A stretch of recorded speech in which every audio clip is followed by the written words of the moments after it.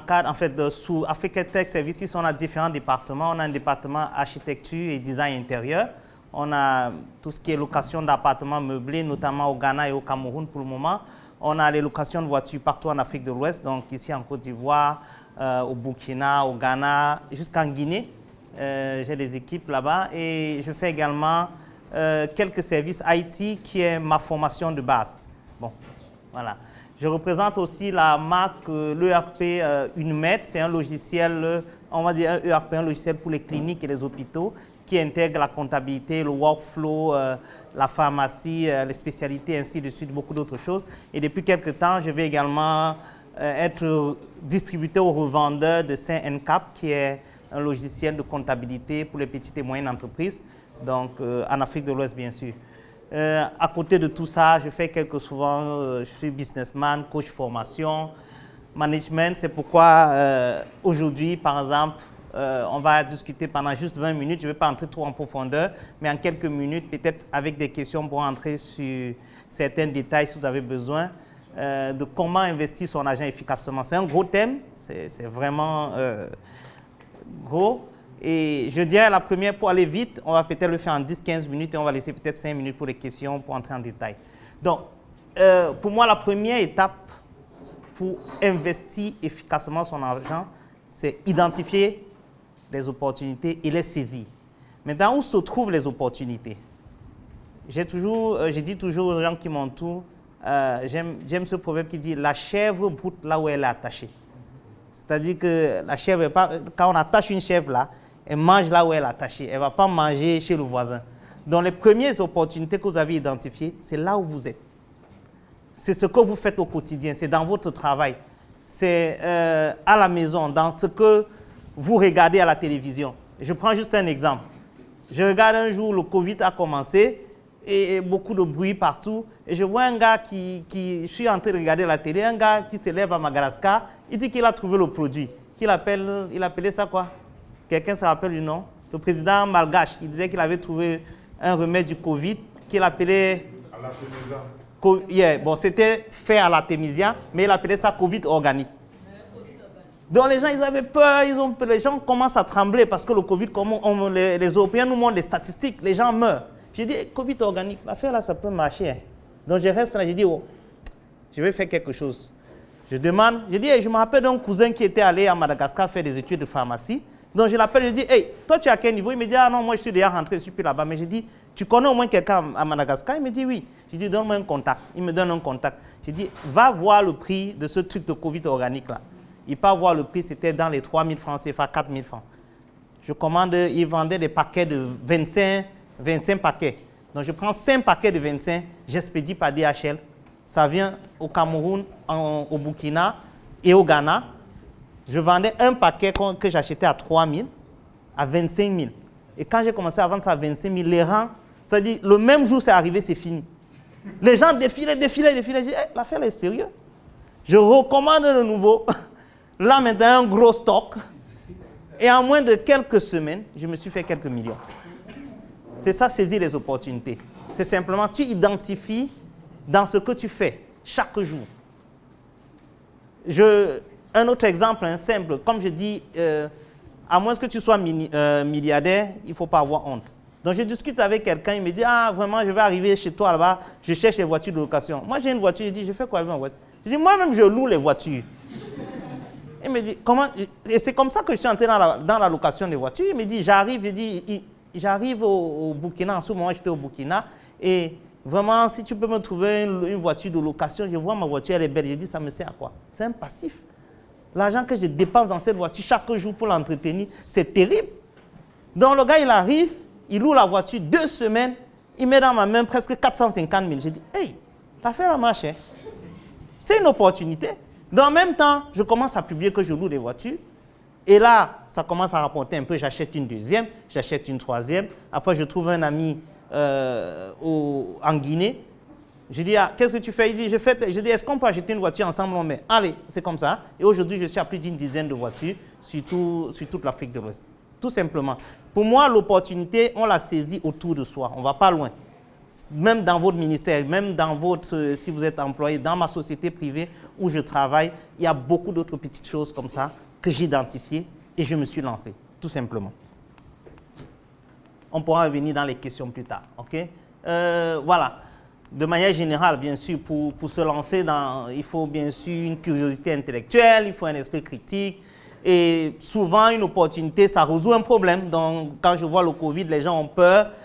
Bien sûr, il faut se lancer, il faut faire une étude de marché. Et même pour parler du Covid, à un moment donné, le président malgache a constaté que beaucoup de gens commandaient son truc à l'extérieur, donc il a bloqué l'importation. Mais on savait que c'était fait à base de l'artémisia. Donc, le prix de l'artémisia qui était 40 kg, ça coûtait 1500.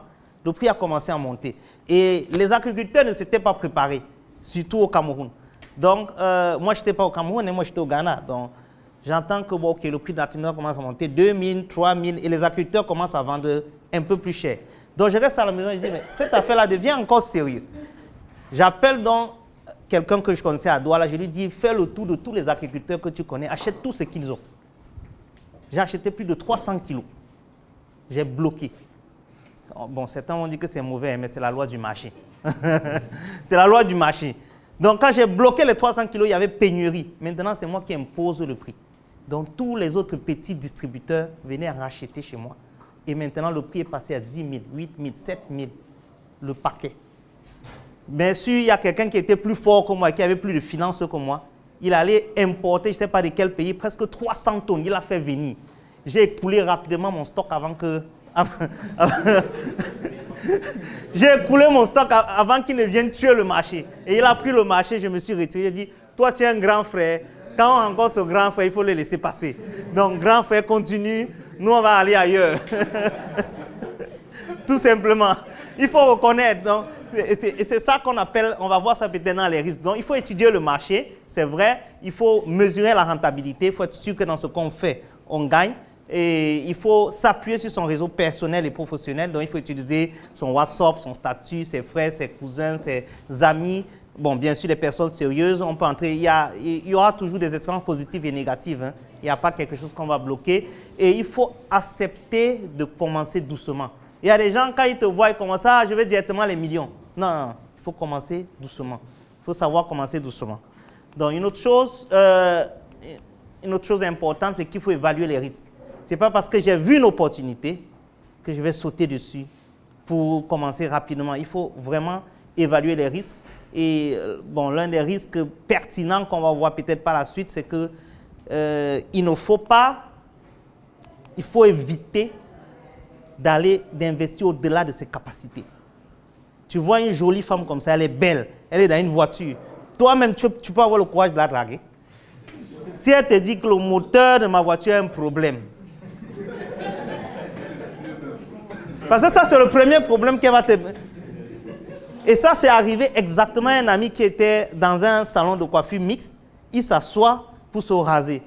On le rase et tout. À côté de lui, il y a une jolie femme, très jolie. Il me dit, elle s'appelle Yolande. Il dit, OK. Il fait même des photos, il m'envoie. Je dis, qu'est-ce que tu veux? Il dit que non, je vais la draguer. Il dit qu'il n'y a pas de problème. Comme toi, tu tires sur tout ce qui bouge là, vas-y. Il commence à draguer la fille. Quand il sort du salon de coiffure, il échange de contact avec la fille.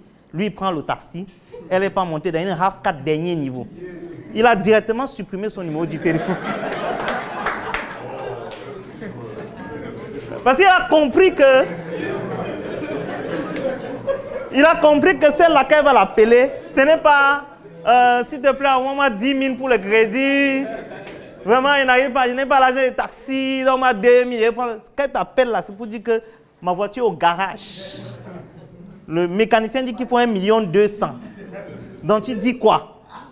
Quand toi-même tu regardes ton compte bancaire, ce n'est pas ton chiffre d'affaires. Parce que tu peux avoir un chiffre d'affaires de 100 millions. Moi, j'ai un chiffre d'affaires qui peut dépasser aujourd'hui 200 millions. Mais ça ne veut pas dire que dans mon compte bancaire, tu peux trouver 100 millions. C'est deux choses différentes. Il y a des gens qui bavardent beaucoup. Tu peux avoir 200 millions de chiffre d'affaires, mais tu tournes dans 100 millions 90, 190 millions. Donc ça veut dire que ton chiffre d'affaires, là, c'est 10 millions qui restent. Et même des 10 millions, combien tu as dans ton compte bancaire réellement pour toi seul? Donc c'est différent. Donc quand elle t'appelle, elle te dit mon moteur est tombé, tu dis... Donc si ce n'est pas ton niveau, pardon, il faut laisser. Si ce n'est pas ta catégorie, va chercher les étudiants. Yeah. Va chercher les étudiants, au moins, et même là-bas, ça dépend, parce qu'il y a des étudiants qui vont te dire, tu payes ma chambre toute l'année. Donc même là-bas, il y en a qui ont le gros yeux. Donc vraiment, c'est important. Et on a vu des gens dans l'investissement, vous avez suivi les affaires de Yebilmal et beaucoup d'autres réseaux, où des gens prennent tout leur capital, ils partent investir. Je n'investis jamais quelque chose qui va changer mon rythme de vie. Jamais. Si je discute avec toi, je te dis, OK, dans ton business là, je vais mettre 400 000. Je suis prêt à les perdre. D'office. C'est-à-dire que si je perds les 400 000 là, demain je vais au travail, je paye ma maison, je paye mon électricité. Je ne peux pas récupérer tout ce que j'ai économisé depuis 7 ans parce que tu m'as parlé d'un bon business. Vraiment, ça va marcher. Tu m'as monté les chiffres. Les gens mentent énormément en termes de business. Vous ne pouvez même pas imaginer le niveau de mensonge que les gens... Quand quelqu'un vous se présente un produit, tout ça, c'est théorique. Les gens mentent énormément. Il va te monter un business plan. Vraiment, si tu mets ça ici, là, je t'assure, dans 2 mois, on va faire le triple d'argent. Et depuis là, tu n'as pas fait. Depuis là, tu n'as pas fait le triple. C'est moi que tu attendais. Ça dit que pour construire ton réseau, c'est moi seul que tu as vu. N'essayez même pas. Donc, si je mets 1 million dans un projet, si je perds les 1 million, je suis zen. Et c'est une autre qualité de l'entrepreneur. Il faut savoir perdre. Perdre, ce n'est pas dire que tu as perdu de l'argent, tu gagnes. Tu gagnes en expérience, mais on n'investit pas ce qui va peut-être te coûter quelque chose ou bien changer ton rythme de vie. Il faut vraiment faire attention à ce qu'on investit. Une autre chose très importante, c'est qu'il faut travailler ensemble. Tout ce que je vous ai raconté là, je ne peux pas le faire seul. Je ne suis pas au Cameroun, je ne suis pas au Burkina, tout le temps je ne suis pas au Ghana. Actuellement, je suis là depuis une semaine, toutes mes activités tournent. Parce qu'il faut se rapprocher ou bien il faut travailler avec d'autres personnes. Ce n'est pas parce qu'il y a beaucoup de business sur lesquels je suis, j'aurais pu investir seul. Hein. Même une voiture, aujourd'hui, il y avait l'ambassade des États-Unis a lancé une vente aux enchères. Hier, au Burkina, c'était la fermeture. J'ai soumissionné avec des amis et tout. Ils vendaient des voitures, des véhicules et tout ça. Je voulais augmenter ma flotte de location. Vraiment, j'aurais pu acheter les véhicules tout seul. Mais je limite le risque. J'étudie le risque. Je dis, OK, si j'achète un véhicule, et d'ailleurs, c'est arrivé, et il fait l'accident, 2 mois après, c'est fini. J'appelle un ami, je lui dis, hey, depuis là, tu dis, tu veux investir avec moi dans mon business, non? Il y a une voiture là, est-ce qu'on peut acheter ensemble? Je donne la moitié, je donne 7 millions, tu donnes 7 millions, ça fait 14 millions. Si on paie ensemble. Non, mais c'est de ça qu'il s'agit. Si on paie ensemble. Si on gagne ensemble. Je ne vais plus gagner la valeur de 14 millions, mais je vais gagner la moitié. Donc, sur la plupart des business sur lesquels, même en Guinée, quand je dis que j'ai une société de location en Guinée, ce n'est pas pour moi seul. Moi, peut-être 50%, l'autre à 50%. Au début, j'avais un pourcentage un peu plus élevé. Après, le gars a commencé à bavarder que non, ce n'est pas normal. Il voit comment l'argent entre, il dit que non, au début, là, tu m'as trompé. Parce qu'au début, quand je dis, achetons le premier véhicule, il dit, vraiment, je n'ai pas l'argent. Il dit, tu as combien? Il me dit, OK, je peux avoir 4 millions. J'ai dit, OK, je veux compléter les 11 millions, on achète un premier véhicule. Donc, on évolue comme ça, à un moment donné, il vient me dire, non. C'est moi qui gère le business ici. C'est moi qui gère toutes les entrées, c'est moi qui gère. Toi, tu as presque 70%. Il faut qu'on l'équilibre ça. Donc, on a trouvé une formule pour équilibrer. Moi, il ne faut pas être agrippé sur l'argent. Il ne faut pas être... genre, non, au début, l'argent que ça a produit, c'est mon argent. Non. Si tu fais comme ça, tu ne vas pas évoluer dans les affaires. Il faut être assez soft, on va dire léger. J'ai dit, OK, c'est vrai, c'est toi qui gères le business là-bas. De toute façon, tu as droit. Donc, on trouve une formule, on équilibre et on travaille ensemble. L'essentiel, c'est qu'on travaille ensemble dans un climat sain et faire confiance aux autres. Tu ne peux pas manger tout seul. Ce n'est pas possible. Si tu veux manger tout seul là, tu seras limité. C'est-à-dire, il y a des projets que tu ne peux même pas commencer. Tu ne peux pas, c'est-à-dire, si peut-être tu tombes malade, toutes tes activités vont tomber. Or, quand tu évolues avec les gens, sur la plupart de tes projets, même si tu es absent, les projets continuent. Parce que tu as pris le temps de travailler avec les personnes. C'est vrai qu'il faut choisir les bonnes personnes. Et ce n'est pas toujours évident. Mais comment est-ce qu'on va trouver la bonne personne si on n'essaye pas? Il faut bien essayer. C'est vrai, il faut prendre le temps. J'honore beaucoup le docteur Claudel parce que je vois toute l'équipe là, c'est une équipe qui l'a formaté, il a installé un nouveau logiciel. Mais on n'a pas le temps de le faire. Ça, c'est qu'il a vu là. Tous les gens, il a formaté. Le logiciel qui était avant, là, il l'a écrasé. Il a mis son logiciel, que ça, c'est le nouveau logiciel. La plupart, pas tous. Mais on n'a pas toujours le temps. mais on n'a pas toujours le temps de le faire. Donc, il faut essayer. Si on n'essaye pas, on ne va pas trouver les bonnes personnes. Donc, pour moi, si j'essaye avec 10 personnes et j'attrape une personne, les une personne là, je m'agrippe sur elle et je continue. J'essaye encore avec 10 autres personnes. Quand j'attrape une deuxième personne, ça fait 2 personnes avec qui je peux travailler. Et dans les essais de 10 personnes, tu vas perdre de l'argent. D'autres vont te voler.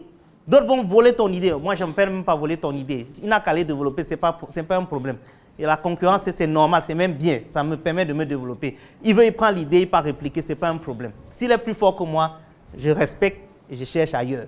Parce qu'il y a trop d'opportunités, trop de business, trop d'argent pour que je n'ai pas pour moi. La première fois que j'arrive à Abidjan, je ne suis pas dans un restaurant où je commande et je vois les petits plats qu'on nous dans un même restaurant de même standing. À Accra, peut-être le plat coûte 15 000 ou 10 000. Ici, 25 000. Le même plat, 25 000. Et le restaurant est plein. Je dis, dans le pays, il y a l'argent. Il y a l'argent dans ce pays. Et là, j'ai commencé à dire qu'il me faut ouvrir un business ici. Il me faut avoir ma part d'argent. Comment l'argent circule comme ça et je n'ai pas pour moi ici, là? Donc, il y a tellement de business, tellement d'argent qu'il n'y a pas de problème. Quelqu'un peut voler l'idée, il peut me voler. Tant qu'il ne vole pas mon cerveau, mes 2 mains, mes 2 pieds, il n'y a pas de problème. C'est qu'il a volé là. Le lendemain matin, quand je me réveille, j'ai l'énergie pour repenser à une autre idée et recommencer. Et c'est ça l'entrepreneur, c'est ça le businessman. Donc, on va finir avec quelques petits trucs, pour quelques petites astuces. Comme je disais, l'un des slogans que j'aime bien, la chèvre boude là où elle est attachée. Donc, je ne suis pas entré en détail sur beaucoup de choses parce qu'on n'a pas le temps. Comme je disais, ne pas sauter les 2 pieds dans un domaine ou un secteur qu'on ne maîtrise pas. Donc, tu vois quelqu'un, voilà, je ne sais pas, il fait, je ne sais pas quel exemple, hein. Voilà, il fait dans le taxi, tu dis, ok, oh, le taxi, le gars, il a 3 taxis, ça marche. Je vais acheter le taxi aussi, je vais me lancer. Frère, doucement.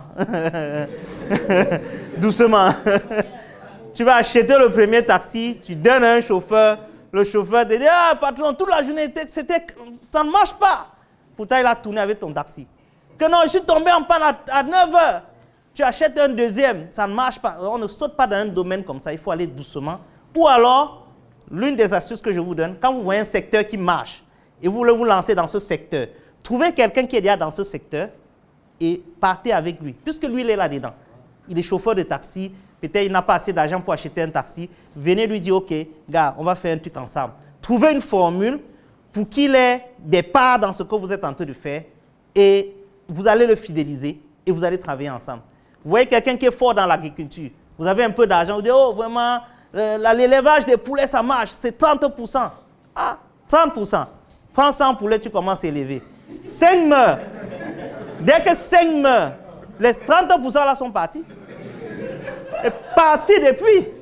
Tu vas te battre et 30% après combien? 2 mois. Donc les gens bavardent souvent à la télé que non, l'élevage des poulets, ça donne beaucoup d'argent.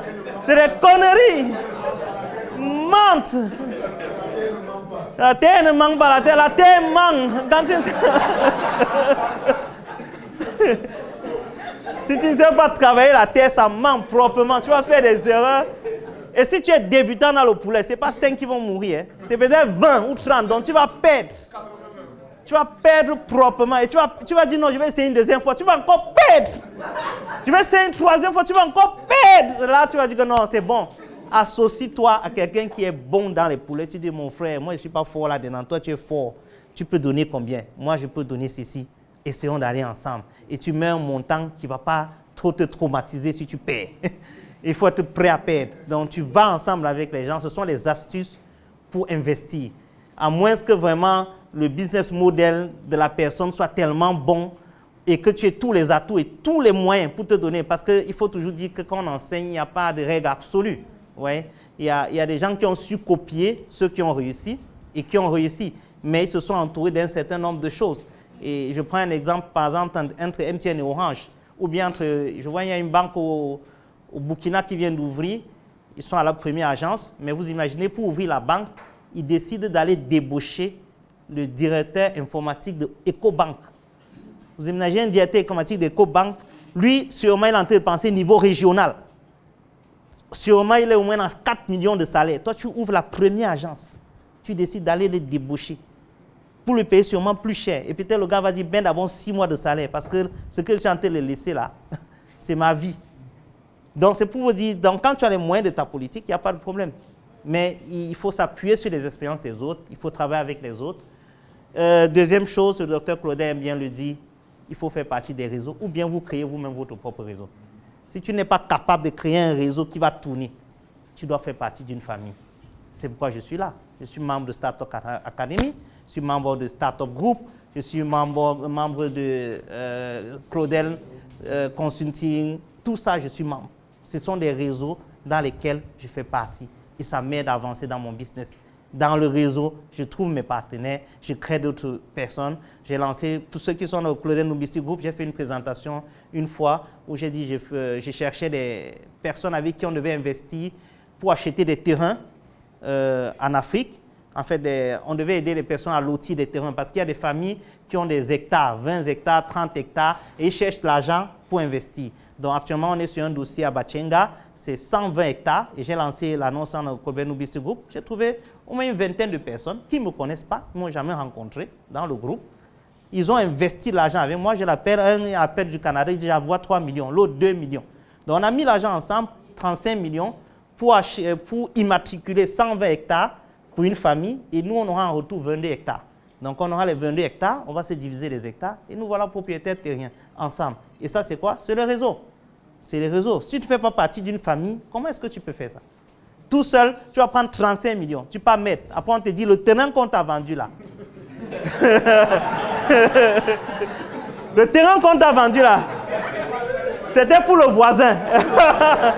Donc les 35 millions que tu as donnés, tu vas redonner au voisin. Mais là, si on me dit les 35 millions qu'on a donnés, c'est pour le voisin, je dois dire, oh, vous les 15 personnes avec moi, notre 35 millions, ça veut dire que chacun de nous, on a peut-être perdu 2 millions, 3 millions, c'est gérable. Mais imagine, tu as mis tes 35 millions dedans, que tu as économisé depuis 2010. Tu vas confier, comment dire, quand tu vas lire le... Oui, les gens ils rentrent chez eux, ils n'arrivent pas à dormir, vous voyez, ils réfléchissent. Qu'est-ce qui m'a pris? Comment je faisais? Non, j'avais vu 22 hectares, j'allais lancer la société immobilière. Il était à trop loin. Donc, il faut vraiment faire attention. Il faut faire partie des réseaux. Je termine. C'est comme... Une autre chose, c'est investir dans les actions. Si vous n'avez pas le temps, vous n'avez pas le goût des risques, essayez d'évaluer des business qui peuvent marcher et injecter des actions. Prenez 5 millions ici, 1 million là-bas, 100 000, 200 000, 300 000, investissez. Vous voyez un business qui tourne, vous êtes sûr des chiffres, vous êtes sûr que la personne peut aller quelque part, investissez. Achetez des actions. Et là, je suis actionnaire sur beaucoup de choses, sur des cliniques, sur Claudel Numbisi Group, sur beaucoup de choses, tontine structurelle. Dès que vous avez un peu d'argent, vous investissez là où ça peut marcher. Et bien sûr, il faut être prêt à perdre. Comme je dis, un bon entrepreneur, c'est quelqu'un qui est prêt à perdre. Tout l'argent que j'ai investi, même si l'entreprise coule, moi, je n'ai pas de problème. Je continue à fonctionner. Parce que ce que j'investis est mesuré, totalement mesuré. Et bien sûr, quand tu investis, tu ne vas pas dormir à la maison. Parce que ça, c'est une attitude, une mauvaise attitude des investisseurs. Tu investis quelque part, tu ne vas pas dormir, tu crois que l'argent va tourner. Si j'investis un certain montant dans une entreprise, j'essaye de faire partie de cette famille-là pour pouvoir booster l'activité, pour pouvoir apporter mon savoir-faire pour que ça marche. Et ça, c'est très important. Parce que si tu investis quelque part et tu pars totalement dormir à la maison tous les 1 an ou bien tous les 6 mois, tu appelles « Hey, Claudel, les résultats, c'est comment? Le bénéfice, les dividendes. » Je pense qu'un jour, tu auras un arrêt cardiaque. Parce que ça peut énerver même l'entrepreneur, il te dit « Combien tu avais donné? » J'avais donné 5 millions, il dit que viens prendre 6 millions, fous-moi le camp. Que tu as donné 5 millions, non, viens, je te donne 6 millions, tu fous le camp. Et demain, quand tu vois l'entreprise comme Facebook, tu dis que hey, si j'avais laissé même 1% là-bas, que même 1%, imaginez, parce que Facebook, on voit tous ces grands entrepreneurs-là, hein, ils n'ont pas plus de 30%, aucun d'eux n'a 30% de son... Que ce soit Tesla, que ce soit Mark Zuckerberg, que ce soit tous ces riches-là, aucun d'eux. Peut-être d'autres ont les statistiques, mais personne ne donne à 30% de leur business. Sinon, ils ont pris cet argent où?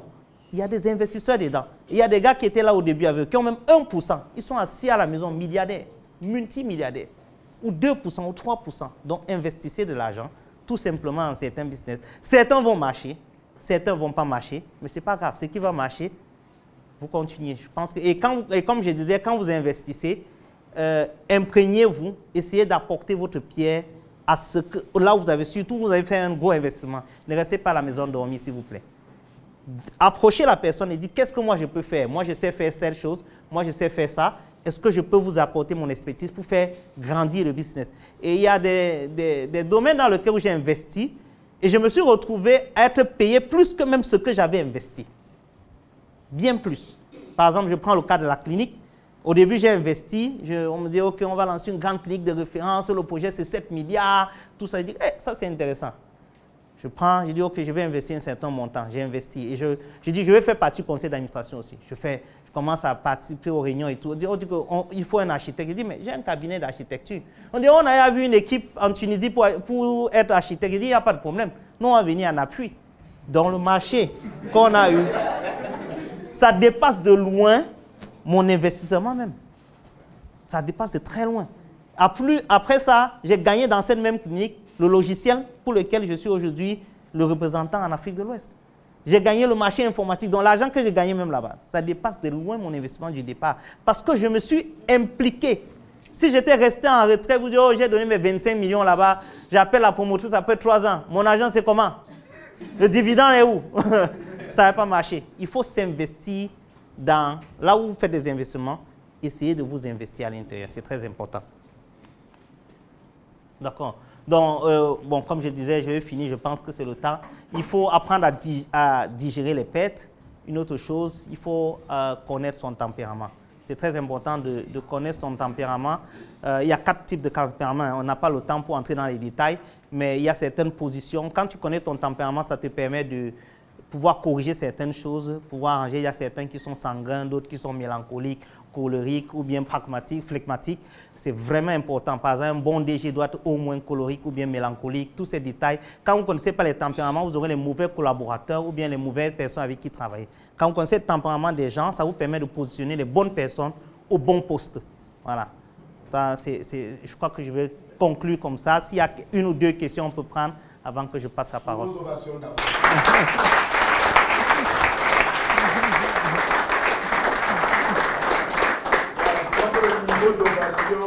contre la satisfaction. Vous voyez qu'il n'avait pas annoncé, il avait caché, non? Mais vous ne m'en voulez pas de l'avoir introduit, n'est-ce pas? Ça, c'est la présentation qui est tirée du vécu. Et quand il parle, c'est pas là, tu sens le vécu de quelqu'un, et ça vaut un gala. De venir seulement écouter quelqu'un comme ça, quand tu rentres, toi-même tes idées sont plus claires. Parce qu'il te dit que mais c'est que tu sais que tu peux perdre. Et c'est que tu sais que tu vas perdre même à 90% en fait. En fait, il faut savoir que le business qui marche, c'est exceptionnel. Sinon, à la base, 9 sur 10 où tu mets l'argent va foirer. Il faut d'abord te préparer pour le sacrifice. Maintenant, on prend une ou deux questions. Alors, on prend une ou deux questions avant d'attaquer la troisième articulation. Sauf s'il y aura encore un arrêt, pause, les dames vont me dire on va enchaîner. D'accord, les dames me disent qu'on va enchaîner. Une, deux questions. Voilà. On se présente rapidement. Parle seulement avec l'autre. Ok, bonsoir. Parle avec l'autre. Ok, moi c'est Sounon Joseph. Merci pour ce partage. Et vraiment j'aime. Maintenant, est-ce que vous avez des domaines à conseiller où au 21e siècle nous devons investir? Ok, bonne question. Comme je dis, chacun a son niveau. Si on dit qu'il y a les domaines, je te dis qu'il y a 3 domaines où il faut investir. Et les domaines qui ne mentent pas, ce n'est pas forcément la terre. 3 domaines qui ne mentent pas, il y a l'homme. Tu veux investir dans quelqu'un, investis dans l'homme. L'homme peut te décevoir, mais c'est la meilleure valeur. Si tu as des collaborateurs avec toi, des personnes qui pensent comme toi ou bien qui vont aller loin, ça là, tu peux être sûr parce qu'à 2, 1 chasse 1000, 2 chasse 10 000. Quand vous êtes il y a 2, vous êtes plus fort. Deuxième niveau à investir, c'est la terre, c'est l'immobilier, tout ce qui est autour de la terre. Ce n'est pas forcément l'agriculture, c'est tout ce qui est terre. Et troisième domaine, c'est l'or. Est-ce que tu as l'argent pour entrer dans l'or? Voilà les 3 domaines qui donnent le plus d'argent. Tous les grands investisseurs vont arriver à ce domaine-là. Mais avant d'y arriver, investis d'abord là où tu es. Si tu es étudiant, investis autour de toi. Moi, quand j'étais étudiant, j'étais photographe. J'étais super riche. Je vendais la photo à 350 il y a des années. J'achetais, la pellicule coûtait 2000. Quand ils vendaient 350 la photo, une pellicule pouvait me donner une cinquantaine de photos. Donc même l'argent me donnait 2000 pour le mois à la maison. Je ne regardais même plus l'argent de baigner. J'étais super riche, je ne mangeais même plus à la maison. J'avais l'argent comme un fou, puisque je n'avais rien à faire avec l'argent. Mais je faisais les photos. Donc je faisais les photos où dans mon environnement, 1, à l'université, 2, à l'église. Et quand je faisais les photos, les albums de mariage et tout, j'avais commencé avec l'informatique, donc je commentais les photos. Je mettais en bas des photos. Quand je te fais un album là, tous les noms des personnes que je mets en bas et je commente avec un peu de comique. Mais on me cherchait pour les mariages, pour les baptêmes, pour les anniversaires. Je refusais même à un moment donné. Je suis sorti de là parce qu'il y avait d'autres beaux business. Donc, investis d'abord là où tu es, au petit niveau où tu es. Ça va te donner l'argent. À côté de toi. Merci beaucoup.